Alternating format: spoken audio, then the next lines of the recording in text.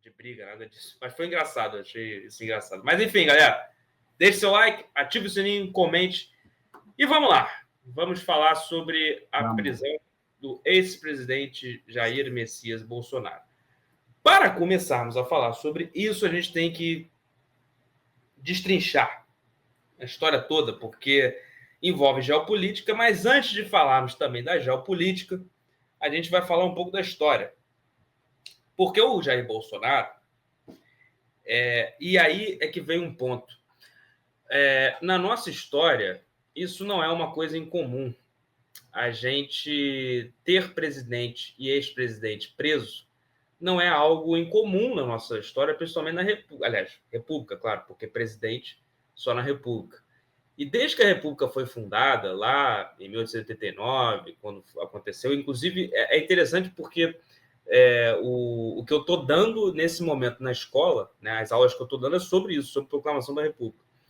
E é interessante a gente olhar a história, porque desde que a República foi fundada, lá da República Velha, depois a República do Vargas, República, regime militar, Juscelino antes, e República Nova com a redemocratização, isso não é uma coisa incomum. As pessoas ficaram um pouco chocadas. Nunca na história desse Brasil um presidente foi... Gente, é o que eu sempre digo, ossos do ofício da liderança. As pessoas pensam que estar no poder só tem bônus, mas tem um ônus também.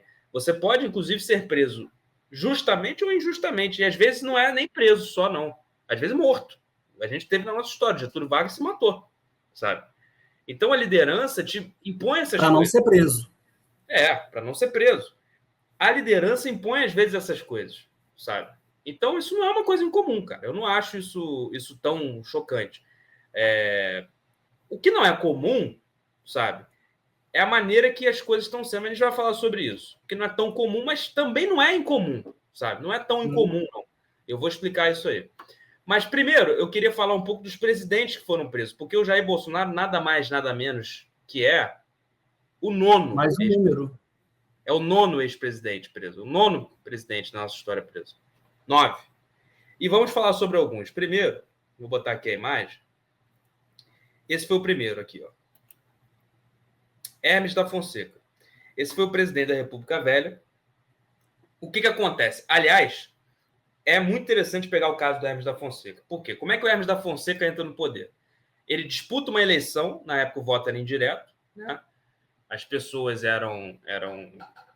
O que é o voto indireto? Pessoas selecionadas, né, por uma grande elite da oligarquia, e havia um racha ali naquele momento entre militares e as oligarquias, principalmente de São Paulo e Rio de Janeiro. Que eram os barões, né, de café? Os grandes barões de café, exatamente. Foi a elite feita no pós-império. O pessoal que perdeu dinheiro com a mão de obra escrava, entendeu? Apostou na mão de obra imigrante, fez um trabalho escravocrata em muitos momentos até. E foi o pessoal a República Café com Leite. Isso. E foi o pessoal que cresceu, exatamente. E essa eleição acontece em 1914. Foi o pessoal que cresceu na República Velha e começou a interferir no poder. É um pessoal que tinha... Não é que não tinha menos poder no Império, mas teve muito mais na República. E tinha um candidato, que era o Rui Barbosa, nessa época. E o Hermes da Fonseca disputa pelo lado militar. O Rui Barbosa ganha a eleição. Mas aí, sabe quem aparece e faz o Hermes da Fonseca entrar? Chuta aí. Quem? Supremo Tribunal Federal, que vai ser um tema também. Supremo Tribunal Federal dá uma canetada e não deixa o Rui Barbosa entrar. Tanto que o Rui Barbosa tem a famosa frase, depois disso. O Poder Judiciário é o único que não pode errar, porque depois dele não vem mais nada. E é uma verdade. Entendeu? E aí o Hermes da Fonseca entra na eleição de 1914 e, posteriormente, ele sai. O Hermes da Fonseca foi um presidente muito ruim, tá? Ele trouxe a volta dos castigos na Marinha, é daí que nasce o João Cândido, a revolta da Chibata, enfim, castigos esses em oficiais marinheiros brancos que castigaram os negros, ou seja, ainda tinha a mentalidade da escravidão na República Velha, né?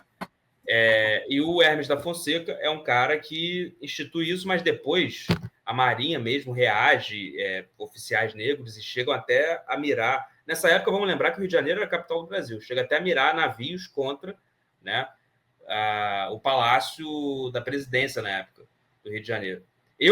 Tapete, né?